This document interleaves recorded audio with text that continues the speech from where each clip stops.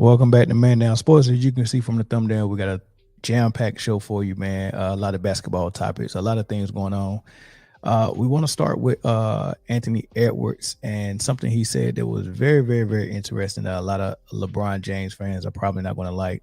A lot of people in the media probably not going to like because there's a lot of LeBron James fans in the media. But we're going to get to that, and there's a whole bunch of other stuff we got to get to as well.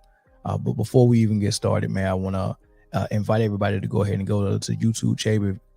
Go over to the YouTube page if you're watching us from Facebook and subscribe to us on YouTube.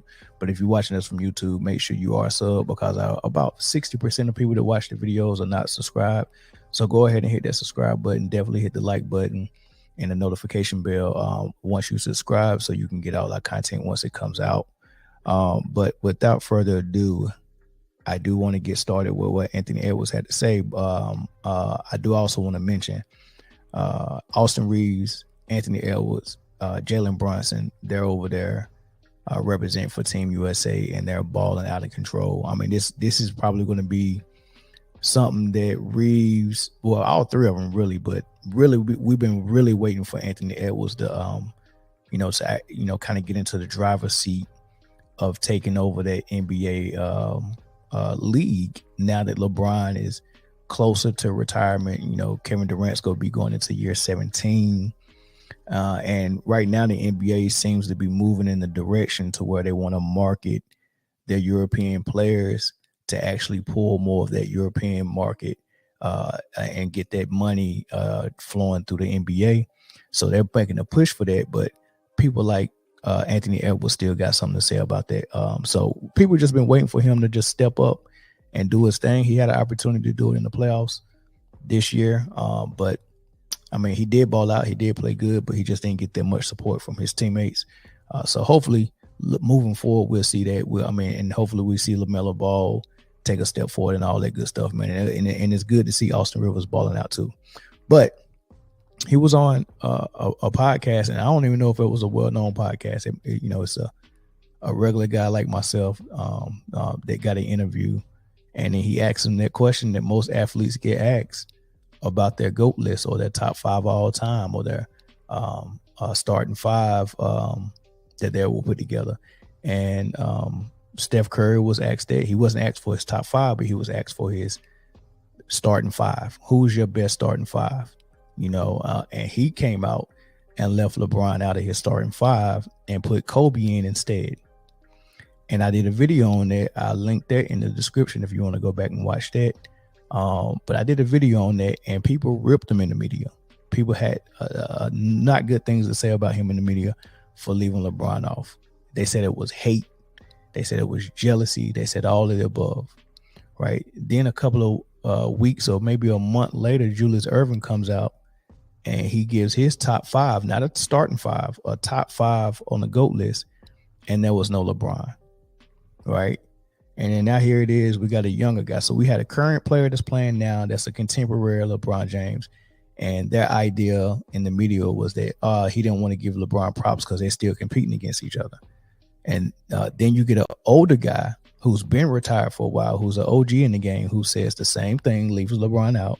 And now we got a young guy from the next generation that actually looked up to LeBron, who was watching him play since he was a youngin', who still chose Kobe over LeBron. So let me play how he got to his top five, and then I give you my commentary after. And then if you had the top five all time. All time. MJ, Kobe, Shaq, that's three. Allen Iverson, and I mean, of course, KD for me. So that was him. He named MJ first. He didn't say he was naming them in order, but let's assume he was. MJ first, Kobe two, which makes sense because everyone tries to give Kobe his credit for mimicking MJ and pulling it off. But at the same time, they try to give him an underhand comment or compliment where they say, yeah, you pulled it off, nobody else could. But since you tried to be like MJ, we're going to use that as a negative against you.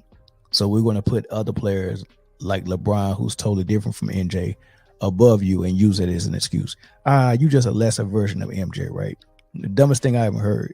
If you consider MJ the best player you ever seen, and he's a standard, then yeah, everyone was trying to copy him, but no one got close enough to the standard except Kobe Bryant. He got so close they seem identical on both ends of the floor, right? So it's not a knock that Kobe Bryant was able to pull off the mimic of what the standard is, which is MJ for all wing players at least, but almost really you can say for all players, period, by how he carried himself and how he approached the game and how he perfected everything he could perfect basically on the basketball court.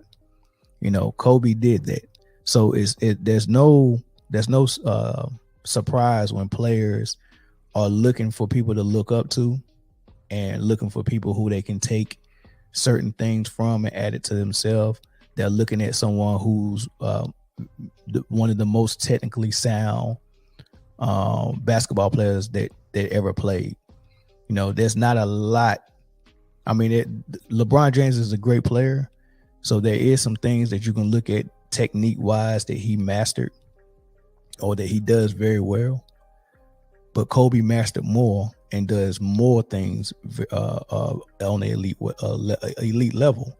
So if I'm studying someone, if I'm a boxer and I want to find a boxer that I need to study, if I'm studying the sweet science and I want to study a boxer, yeah, I'm going to go to Mayweather over a Deontay Wilder. Why would I go to a Deontay Wilder that's throwing haymakers and who don't have the sweet science down to a T? Why would I be studying Deontay Wilder when I can study Mayweather? So that's the comparison I got with players like Michael Jordan, players like Kobe Bryant, players like Hakeem Olajuwon. You can study that, you can practice those things, you can make those things perfect on the basketball court if you take heed to it. I can't study what LeBron does because I'm not 6'8", 270 that runs as fast as a guard and jump as high as anybody that's jumped in the NBA and very strong. Like I can't go practice that. I can't study that. I can't get on film and study running a 4.4 on the basketball court and jumping a 45-inch vertical. I can't study those things. I can study Kobe. I can study Mike. I can study Hakeem. I can't study Shaq if I'm a big man. I can't study that. That's very hard, right? That's why the big men call Hakeem, and that's why the winged players was calling Mamba and going to the Mamba Academy, right? So a lot of people are going to be mad at this once everybody wake up and they hear that Anthony Edwards, once again, another player leaving LeBron James out of his top 5. You know, so how he got in the GOAT debate, who knows? How he got past Kobe and Magic in that debate. I mean, I just recently moved him past Bird on my list.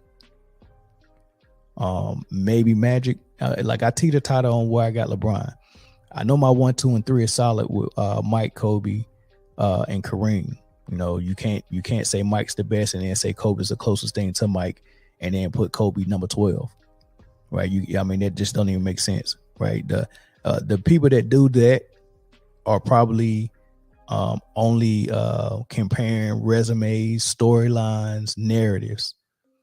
I admit, when you look at the resume, Kobe has a good resume, but you can always write off half of his, not half, but you can write off the beginning of his resume, with sitting the bench behind Eddie Jones and Nick Van Exel his rookie season, and getting drafted by a team that already had Shaq and winning your first 3 rings as a number 2 versus a number 1.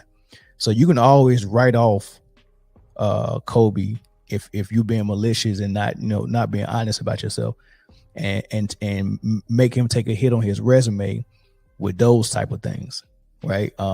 Then you can talk about how LeBron averages more rebounds, more assists, things of that nature, right? So yeah, it's parts of his resume you can write off.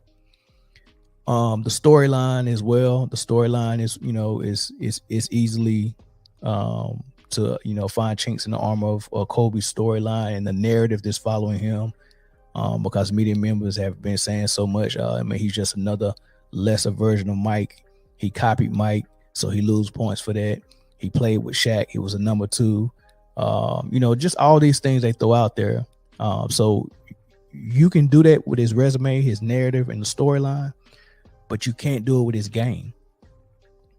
He really mastered basketball on both ends of the floor. You can't do it with his game. You can do it with his resume. You can do it with his narrative. You can do it with his storyline. And with LeBron's resume, narrative, and storyline, I mean, he played and he's built like a truck. So he's durable. So he's played 20 going on 21 years, got the scoring title from Kareem, stuff in the stat sheet in other ways as well. So he's going to be somewhere close to top 10 in assists and rebounds and number 1 in points. 4 rings, 10 finals appearances. Like, he's got a ironclad paper resume. But then when you start to move the conversation to basketball on the court and what he mastered, and you start to see how many deficiencies he has in his game, I wish he would have concentrated more on becoming a complete and close to perfect player versus concentrating more on how he can get the correct story out in the media, and be talked about and be pushed in the GOAT debate, and how he could manipulate franchises and jump from franchise to franchise and grab player after player and just move them around a chessboard like chess pieces. Let's bring D Rose and D Wade and Isaiah Thomas, and let's bring all these dudes. Oh, it didn't work. All right, let's move them in. Let's move them away before the All-Star break. Hey, go get J.R. Smith from New York. Hey, I'm going over to Cleveland to play with Kyrie. Can you bring me Kevin Love? Trade the first pick in Andrew Wiggins for Kevin Love. I'm going to Miami. I'm playing with Wade. Bosh, can we come here? Let's sit down and talk to Pat Riley and let's match our salaries up so it can work. And then I'm gonna leave y'all again. And it just all this team hopping. I'm gonna go to LA and do the same thing. AD, force a trade out. Clutch Sports is your agent. So I got you. We gonna do all this maneuvering, just all that manipulation, just for his storyline to be better than someone's, just so he can put himself in the right situations and shuffle the deck and reshuffle the deck and get a new deck. Just all that stuff that he did just for his storyline to look good. He could have spent all that time on actually making his game better than Kobe's, but he didn't. So for that, I can't reward LeBron James for that.